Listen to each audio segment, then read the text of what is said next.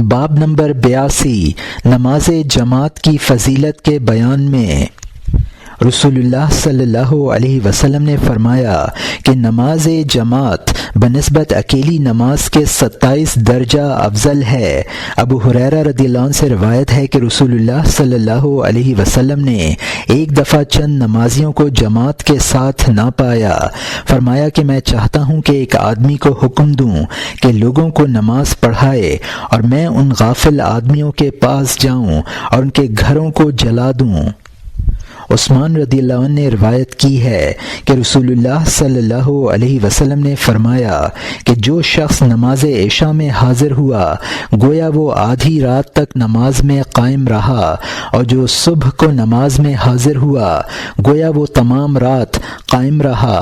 رسول اللہ صلی اللہ علیہ وسلم نے فرمایا ہے جس نے جماعت کے ساتھ نماز پڑھی اس نے اپنے سینے کو عبادت سے بھر لیا۔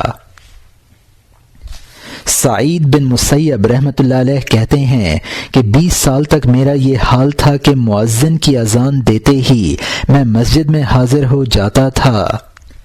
محمد بن واسع رحمۃ اللہ علیہ کا قول ہے کہ میں دنیا میں صرف 3 چیزیں چاہتا ہوں: ایک دوست جو بوقت حاجت میرے کام آئے، دوسری قوت لا یموت جو بغیر بدنامی اور برائی کے حاصل ہو جائے، تیسری نماز جماعت جس میں کوئی سہو نہ ہو اور اس کی فضیلت مجھے مل جائے۔ روایت ہے کہ ایک دفعہ ابو عبیدہ بن جراح رضی اللہ عنہ نے ایک قوم کی امامت کی۔ جب ختم کر چکے تو کہا کہ شیطان مجھے اب تک یہ بتلاتا رہا ہے کہ تجھے دوسروں پر فضیلت ہے، بخدا اس کے بعد میں کبھی امامت نہیں کراؤں گا۔ حسن رضی اللہ عنہ نے کہا ہے کہ بے علم شخص کے پیچھے نماز نہ پڑھو۔ نخعی رحمۃ اللہ علیہ نے کہا ہے کہ جو شخص بغیر علم کے امامت کرتا ہے اس کی مثال اس شخص کی مانند ہے جو دریا میں دریا کے پانی کو تولتا ہے، اس کی کمی بیشی کا اندازہ نہیں لگا سکتا ہے۔ حاتم اسم رحمۃ اللہ علیہ نے کہا ہے کہ ایک دفعہ مجھ سے نماز جماعت فوت ہو گئی تو صرف اسحاق بخاری نے میری نماز کے فوت ہونے پر افسوس کیا اور میری تعزیت کو آیا، اور اگر کوئی میرا بچہ فوت ہو جاتا تو 10,000 سے زیادہ لوگ میری تعزیت کو آتے، کیونکہ لوگوں کے نزدیک دین کی مصیبت بنسبت دنیا کی مصیبت کے آسان ہے، لوگ دین کی پرواہ نہیں کرتے۔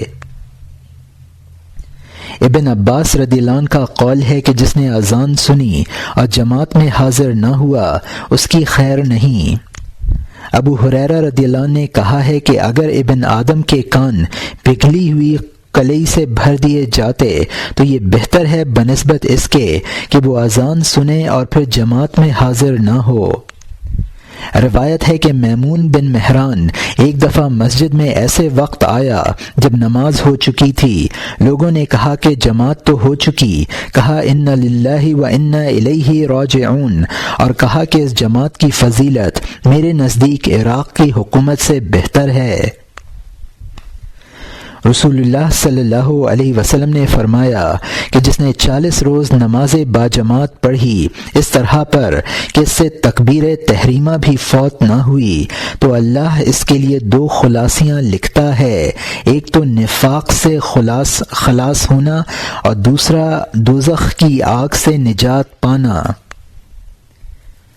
روایت ہے کہ جب قیامت کا روز ہوگا تو ایک قوم ایسی آئے گی جن کے چہرے روشن ستارے کی مانند ہوں گے۔ ان سے فرشتے پوچھیں گے کہ دنیا میں تمہارے کیا اعمال تھے؟